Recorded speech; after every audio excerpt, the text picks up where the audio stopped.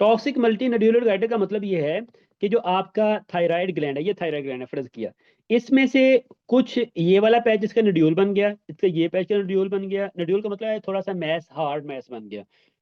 यहाँ से नोड्यूल बन गया और यहाँ से ये हुआ ये था कि जब आप का आयोडीन नहीं है, तो आयोडीन नहीं होता तो T3 T4 कम होते हैं ना, T4 कम बनेंगे। तो आयोडीन डेफिशिएंसी हो तो T3 T4, क्योंकि इससे बनते हैं, थायराइड हार्मोन इससे बनता है।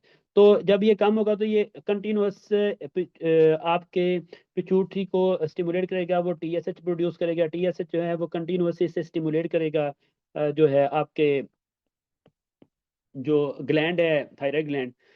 तो ओवर स्टिमुलेशन से, TSH की ओवर स्टिमुलेशन से बाद औक़ात जो ग्लैंड, थायराइड ग्लैंड होता है, उसके कुछ पार्ट होते हैं उनकी वो ऑटोनोमस हो जाते हैं। ऑटोनोमस का मतलब है वो फ्रस्ट्रेटेड हो गए, कहते हैं यार ठीक है अब तुम्हारी जरूरत नहीं है, हम खुद ही प्रोड्यूस कर लेंगे T3 T4, तुमने तंग किया हुआ है, रोज ही आ जाते हो।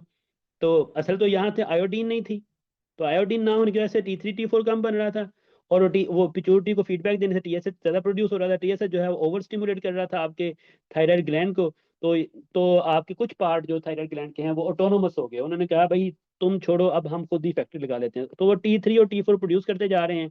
तो इस थायरोटॉक्सिकोसिस, तो ये है टॉक्सिक। टॉक्सिक का मतलब है T3 और T4 बहुत ज्यादा प्रोड्यूस कर रहे हैं। मल्टी नोड्यूलर के बहुत ज्यादा नोड्यूल बने हुए हैं। गॉइटर, गॉइटर तो है, गॉइटर कहते हैं आपके थायराइड ग्लैंड के बड़े होने को और मैस बनाने को। ठीक है, तो ये तो थी इसकी बैकग्राउंड जो अंडरस्टैंडिंग है।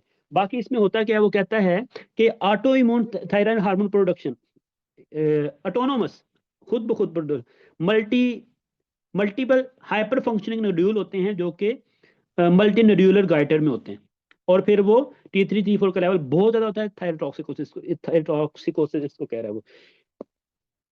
आमतौर पे ओल्ड मैन होता है और आयोडीन डेफिशिएंसी होती है उस एरिया में। ठीक है, ये मोस्ट कॉमन कॉज है। वैसे तो जो मोस्ट कॉमन कॉज है हाइपरथायराइडिज्म की, वो ग्रेव डिजीज है। और ग्रेव डिजीज के बाद जो मोस्ट कॉमन कॉज है हाइपरथायराइडिज्म की, वो टॉक्सिक मल्टीन्यूक्लियर गाइटर है। पैथोफिजियोलॉजी, भाई लॉन्ग स्टैंडिंग मल्टी न्यूड्यूल गाइटर्स, सम नोड्यूल TSH इंडिपेंडेंट हो जाते हैं और वो खुद से ही T3 T4 को प्रोड्यूस करना शुरू कर देते हैं, और फिर आपको टॉक्सिकोसिस हो जाता है। क्लिनिकल फीचर क्या होते हैं? ग्रेजुअल ऑनसेट टॉक्सिकोसिस होता है। वेट लॉस, जब जाहिर सी बात है हाइपरथायराइडिज्म में वेट लॉस होगा, पेल्पिटेशन होंगी, हार्ट रेट इंक्रीज हुआ होगा, ट्रेमर हुए हो रहे होंगे, हीट इंटॉलरेंस होगी, उसे पहले ही गर्म होगा तो हीट, तो हार्ट पर्सन है जी, हार्ट। और उसके बाद लेकिन ग्रेव डिजीज में भी हाइपरथायराइडिज्म के सिम्टम आते हैं, यही वाले जो उसने लिखे हुए हैं। लेकिन ग्रेव डिजीज में ये होता है कि कोई आई साइन नहीं आता, कोई वो प्रोप्टोसिस, सॉरी, ग्रेव डिजीज में प्रोप्टोसिस होती है, तो लेकिन इसमें प्रोप्टोसिस नहीं होती, इसमें आपकी आई बाहर नहीं निकली होती, आने बाहर निकले होते हैं ना वो इस। और मल्टी नोड्यूलर गाइट, जब आप एग्जामिनेशन करते हैं तो ग्रेव डिजीज का जो गाइटर होता है, जो मैस होता है थायराइड ग्लैंड का, वो डिफ्यूज होता है बड़ा सा। लेकिन इसके जो होता है वो पैची होता है, वो इधर नोड्यूल बने हुए, इधर से हार्ट सा मैस है।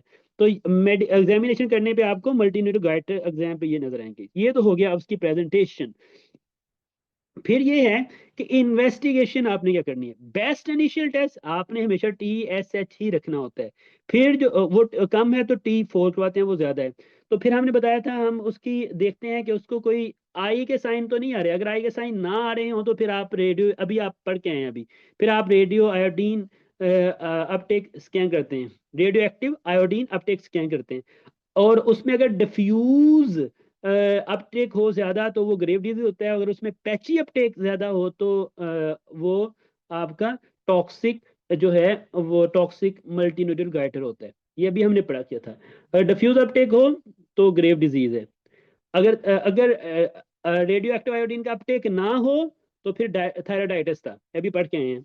ठीक है, और अल्ट्रासाउंड करने पे आपको बहुत से वो मिलते हैं, नड्यूल मिलते हैं। तो हमने क्या कहा, पहले TSH करवाएंगे। जब TSH जो है वो लो होगा और T4 जो हाई होगा, फिर आपने देखा उससे कोई आई साइन नहीं है, तो आपने कहा कि ये ग्रेव डिजीज नहीं हो सकती। तो नेक्स्ट स्टेप होता है रेडियो आयोडीन अपटेक स्कैन, ये करवाने पे अगर तो अपटेक ज्यादा है तो हमने कहा था दो चीजें हो सकती हैं, या तो आपकी ग्रेव डिजीज हो सकती है या फिर आपकी हो सकती थी टॉक्सिक मल्टी नोड्यूलर गाइटर।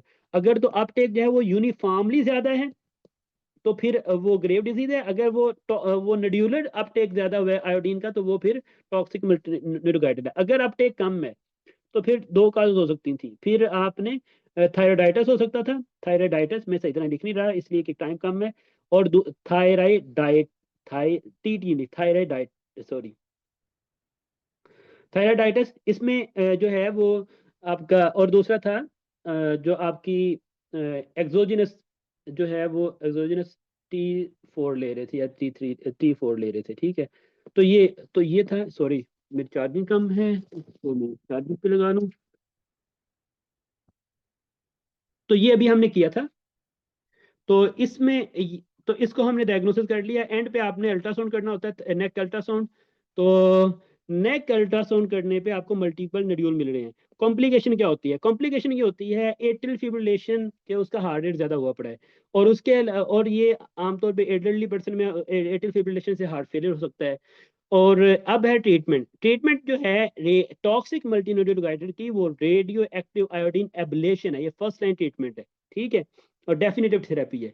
अगर जो है इसका अगर आपका टॉक्सिक मल्टीनोडल गाइडर का साइज वो वेट 80 ग्राम से ज्यादा या ऑब्स्ट्रक्शन के सिम्टम आ रहे हैं तो फिर आपने सर्जरी करनी होती है। जो दूसरी आपकी एंटी थायराइड ड्रग होती हैं जिसमें मेथामिजोल या प्रोपाइल या यूरासिल जो है वो आप टेम्परेरी कंट्रोल के लिए देते हैं। लेकिन जो ट्रीटमेंट है वो आपका रेडियो एक्टिव आयोडीन एब्लेशन है। और जो बीटा ब्लॉकर भी आप सिम्टोमेटिक कंट्रोल के लिए दे सकते हैं क्योंकि उसको एट्रियल फिब्रिलेशन हो रही है। एल्डरली पर्सन हो एल्डरली पर्सन हो, ओल्ड बंदा हो, आपने एग्जामिनेशन किया, उसके थायराइड पे नड्यूल नजर आ रहे हैं और आपने radio active iodine uptake test किया तो वो पैची अपटेक है, तो आपका जो डायग्नोसिस है वो टॉक्सिक मल्टीन्यूट्रियल गाइटर बनता है। इसके एग्जाम्पल में ये है कि इसमें कोई अप्थल मतलब हाइपरथायराइडिज्म तो होता है मगर उसको आई साइन नहीं होते, उसको प्रोसेस नहीं होती, उसकी आंखें बाहर नहीं निकली होती। और जो इसका बेस्ट डेफिनेटिव ट्रीटमेंट है वो आपका रेडियो एक्टिव आयोडीन अपटेक है। तो इसमें इसके जो रिव्यू है वो क्या है, इसमें इसमें मुख्तलिफ नड्यूल बन जाते हैं गॉइटर में जो कि ऑटोनोमस प्रोड्यूस करते हैं किसको, T3 और T4 को। तो T3 और T4 ज्यादा हो जाते हैं, फीडबैक के तौर पे आपका TSH कम हो जाता है और ये बेस्ट इनिशियल टेस्ट है TSH। उसके बाद आपने जो टेस्ट करना होता है वो रेडियो एक्टिव आयोडीन अपटेक करना होता है जिसमें इसमें पैची आयोडीन अपटेक होता है, तो आपका डायग्नोसिस बन जाता है। फिर आप अल्ट्रासाउंड करते हैं तो उसमें भी आपको नोड्यूल मिल जाते हैं। बाकी ये है कि इसमें जो कोई आई साइन नहीं होते, ठीक है। जो इसका ट्रीटमेंट है वो आपका radio active iodine ablation first line treatment है। और जो दूसरी ड्रग्स हैं वो आप सिम्टोमेटिकली यूज करते हैं। तो बहुत आसान है। ओल्ड पर्सन हो और उसको बहुत से नड्यूल उसके गाइटर में बने हों और उसको हाइपरथायराइडिज्म के सिम्टम आ रहे हों, तो और लेकिन उसको आई का कोई साइन नहीं है, प्रोसेस कोई नहीं है, तो आप के जहन में जाना चाहिए कि इसको टॉक्सिक मल्टीनोड्यूलर गाइटर हो सकता है। जो आपने टेस्ट करवाने हैं वो पहला है TSH करवाते हैं और फिर T4 करवाते हैं या T3 करवाते हैं उसके बाद रेडियो एक्टिव आयोडीन अपटेक करवाते हैं तो आपका डायग्नोसिस बन जाता है। जो आपकी ट्रीटमेंट है वो रेडियो एक्टिव आयोडीन एब्लेशन है, रेडियो एक्टिव आयोडीन एब्लेशन। यही बातें आपको काम की हैं, ठीक है, समझ आ गया। ओल्ड पेशेंट हो, हाइपरथायराइडिज्म उसका हुआ हो, कोई उसको आई साइन नहीं आ रहे, तो आपने समझना है कि टॉक्सिक मल्टीन्यूडल गाइटर है, तो आपने उसको TSH करवाना है। वो कम आ जाए, T3 T4 ज्यादा आ जाए, तो नेक्स्ट टेस्ट आपका रेडियो एक्टिव आयोडीन अपटेक है, उसमें पैची अपटेक आता है, तो आपने जो बेस्ट इनिशियल ट्रीटमेंट है वो रेडियो आयोडीन एब्लेशन उसका फर्स्ट लाइन ट्रीटमेंट है।